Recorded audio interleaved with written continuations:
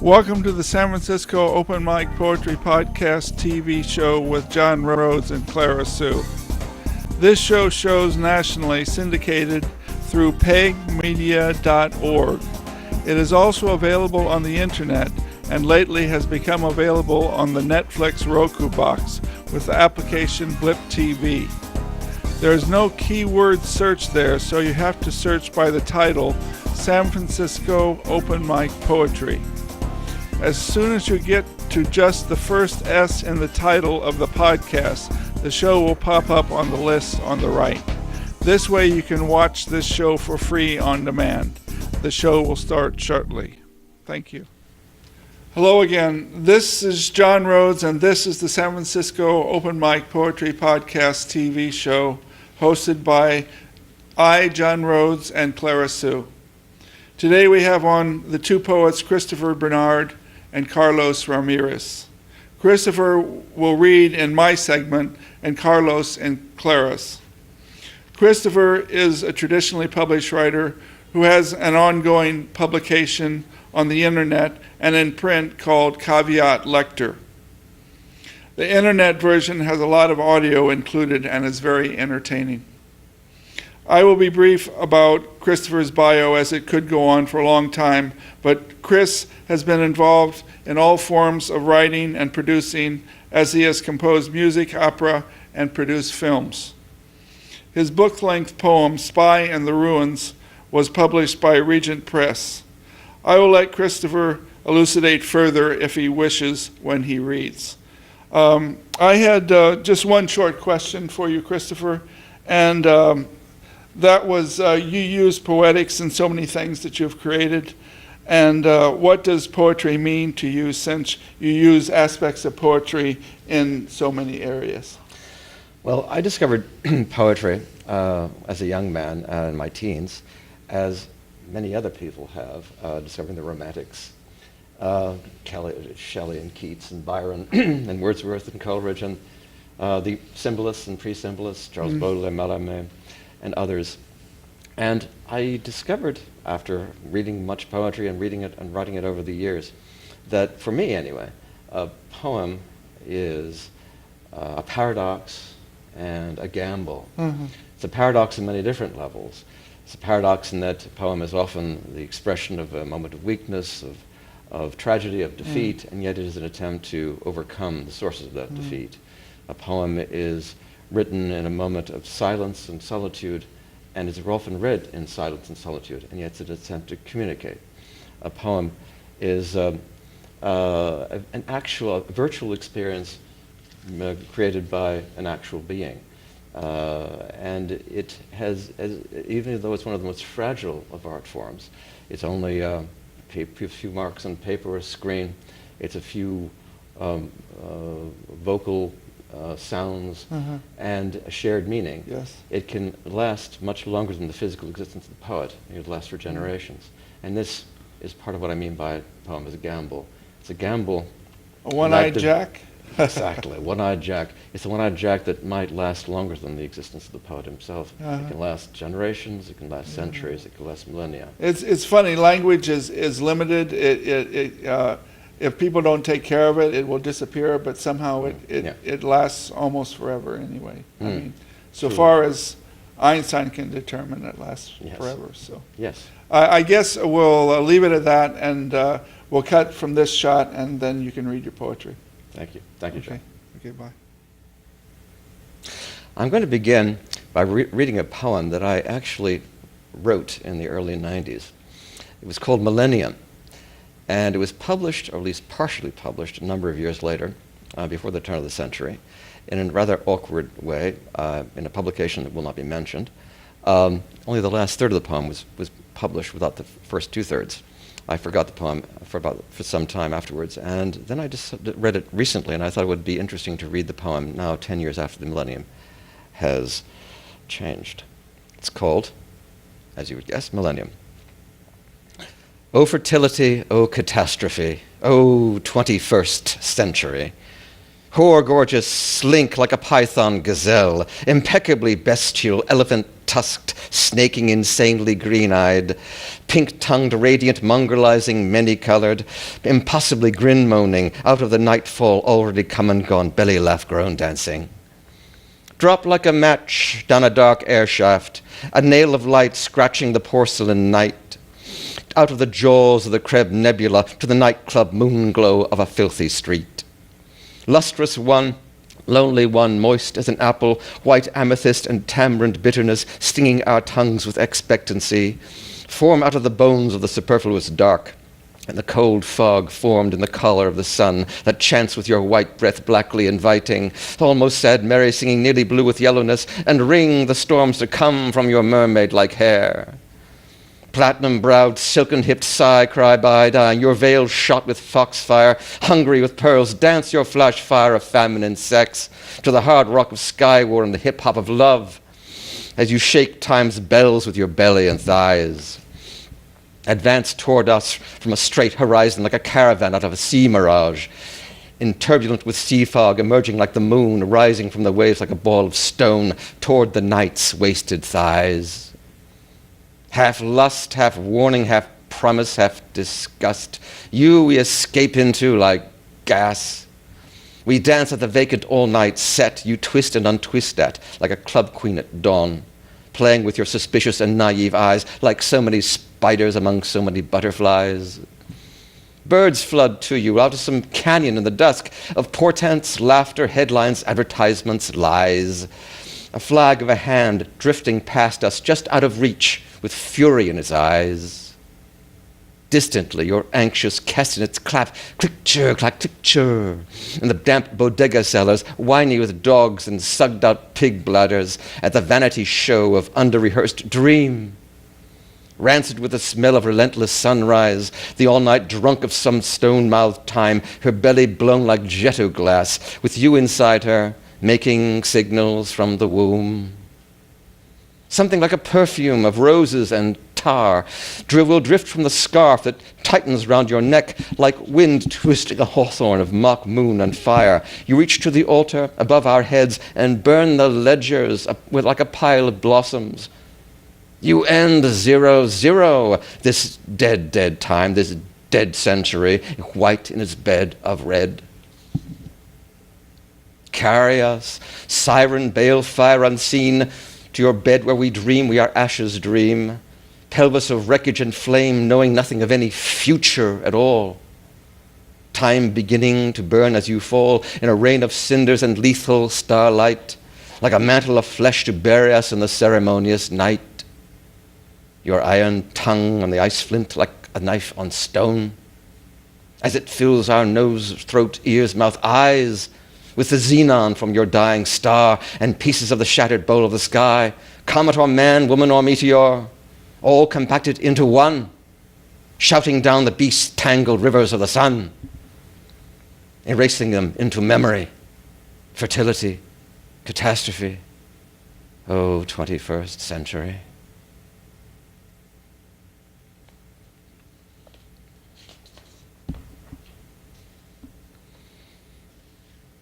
Now for a more cheerful poem. This poem is based on the myth of Atalanta in Calydon.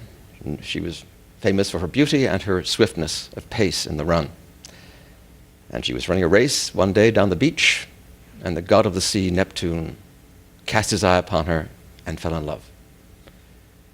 He speaks. The sea calls to Atalanta. Noon.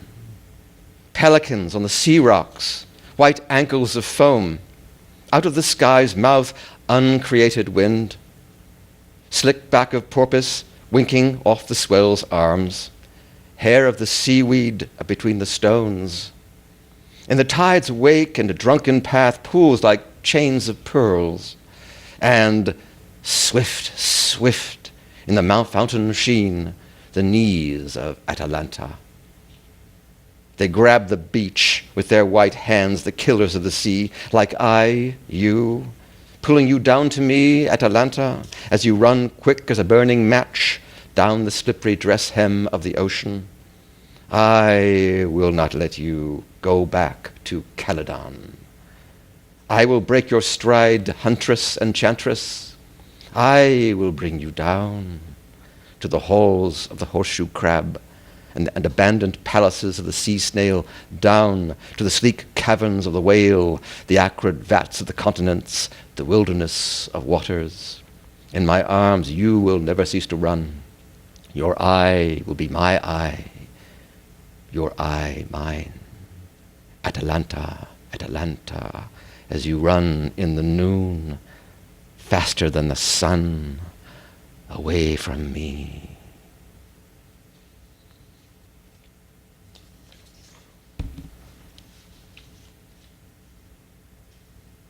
A number of years ago, there was a very famous exhibition of paintings by the Dutch painter Vermeer.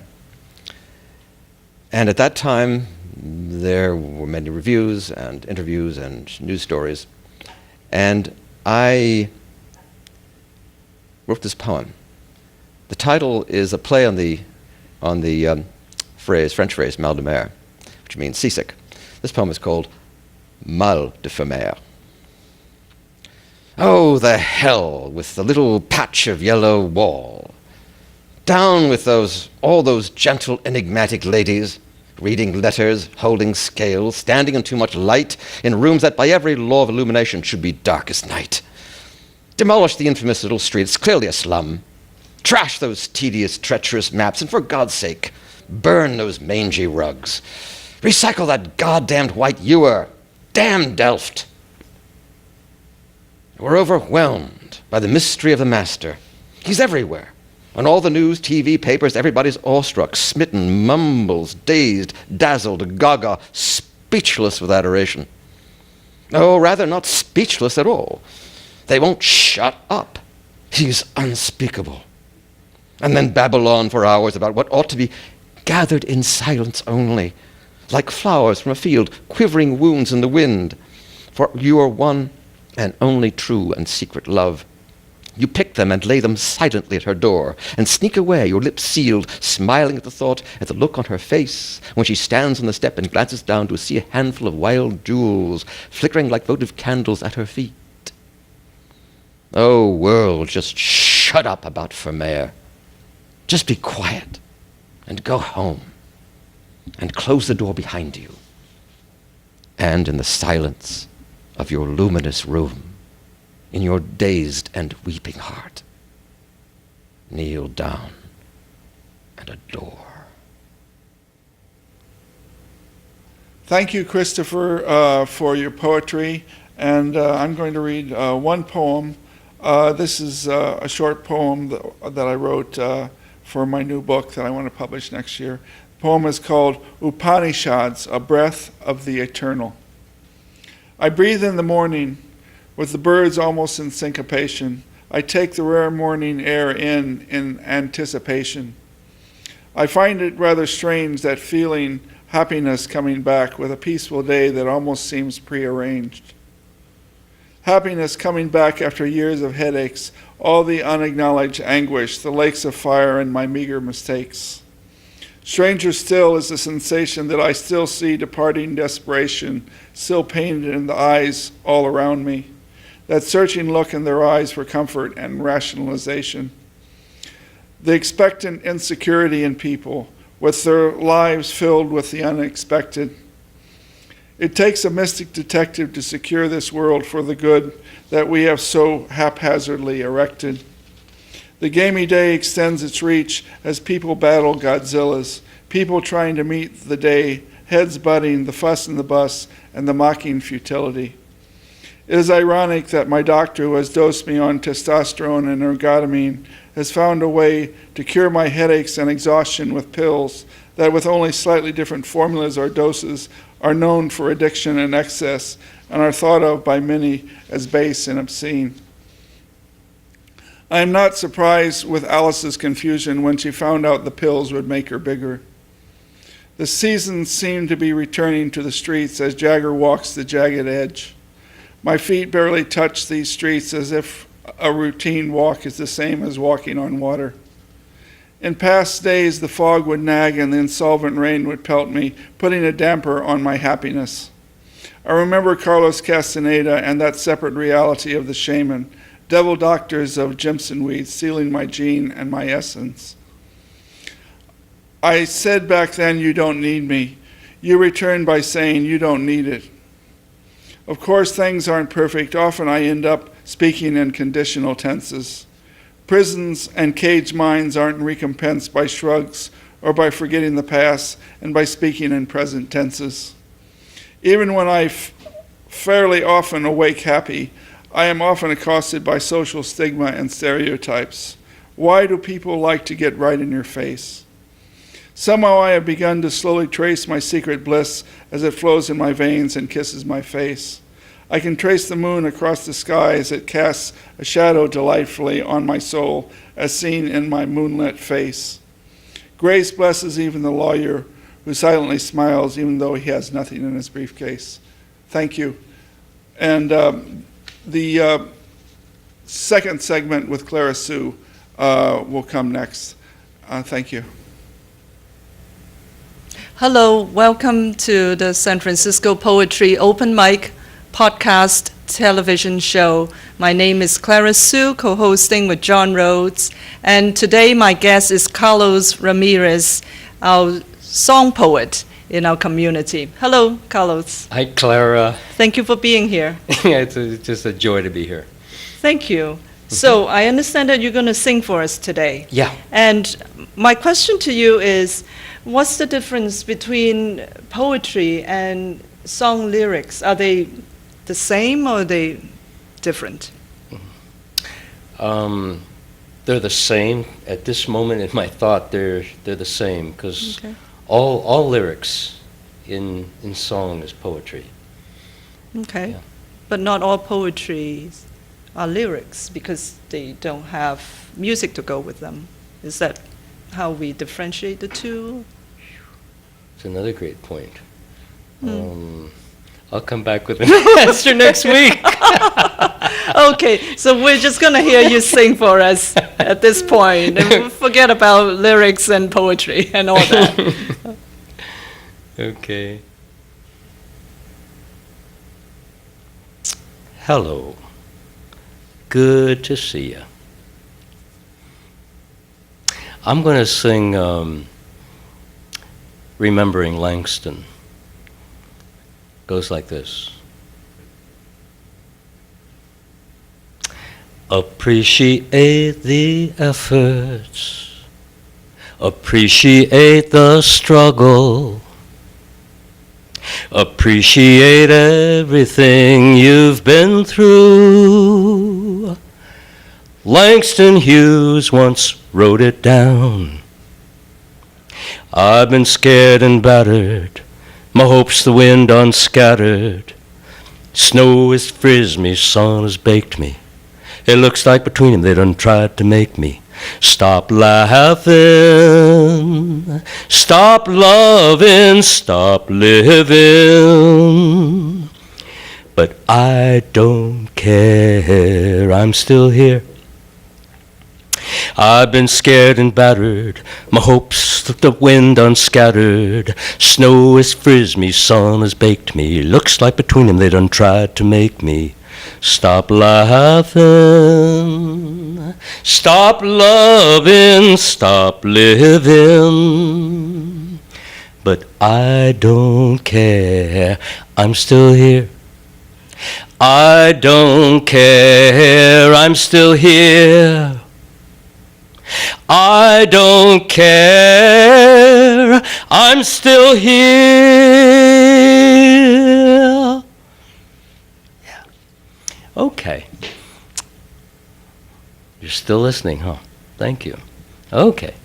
So, just let me think here about what to do next. Okay. These lyrics are to a poem. This is a song by Langston Hughes. It's called April Rain Song.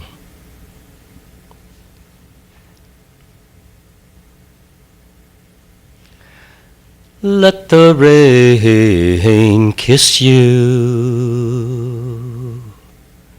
Let the rain beat upon your head with silver liquid drops. Let the rain sing you a lullaby. The rain makes still pools on the sidewalk. The rain makes running pools in the gutter. The rain plays a little sleep song on our roof at night. And I love the rain. Let the rain kiss you.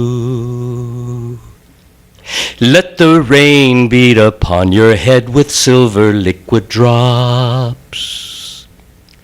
Let the rain sing you a lullaby. The rain makes still pools on the sidewalk.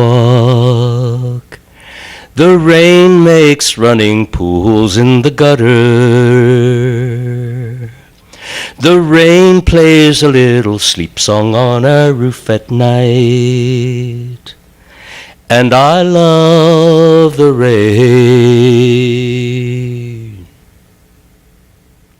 I love the rain.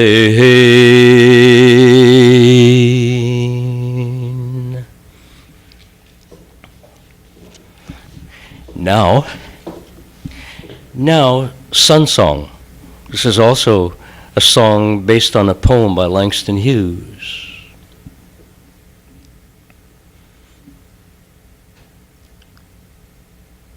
Sun and softness,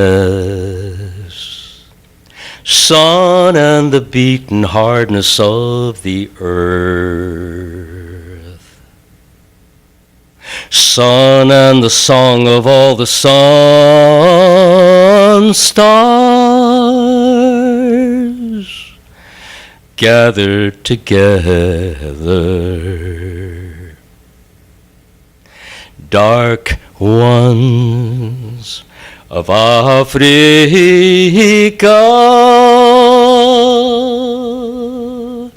I bring you my songs to sing on the Georgia road.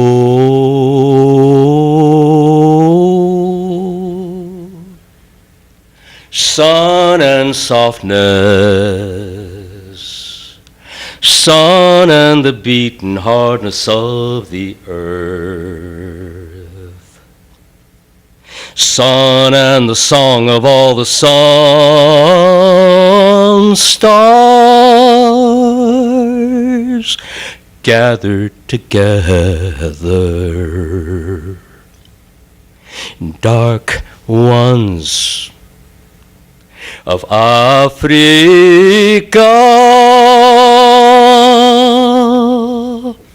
I bring you my songs to sing on the Georgia road.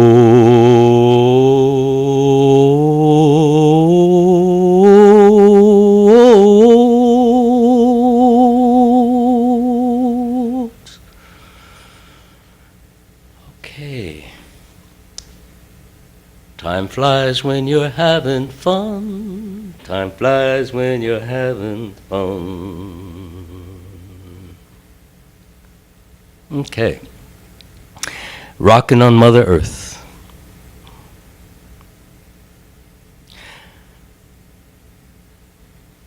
Walking on Mother Earth, walking on Mother Earth.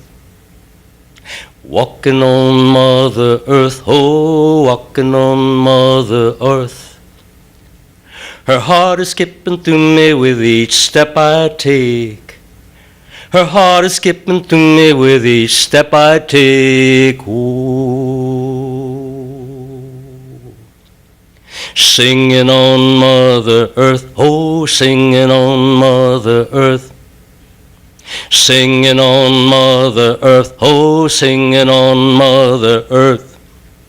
Her heart is skipping through me with each step I take. Her heart is skipping through me with each step I take. Oh,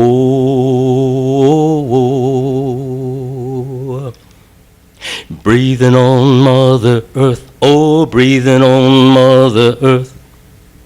Breathing on Mother Earth. Oh, breathing on Mother Earth. Her heart is skipping through me with each step I take. Her heart is skipping through me with each step I take. Oh.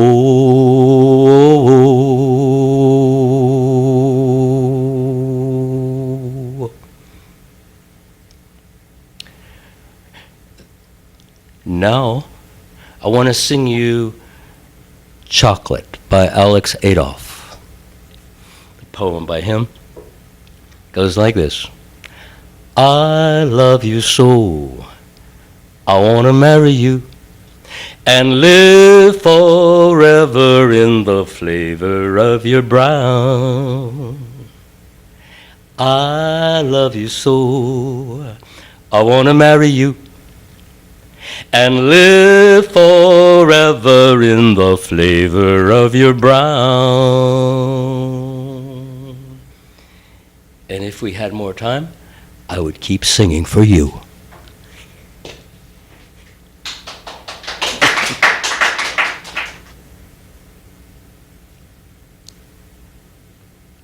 Thank you, Carlos, for your wonderful songs. I would like to dedicate my portion of the reading to Johanna Wedgwood, who was the hostess for the Sacred Grounds poetry reading series. She passed away a few weeks ago. So these are her poems. The first one is titled The Good Book. Cells, like seed pearls, dripping mantles of vaporous light.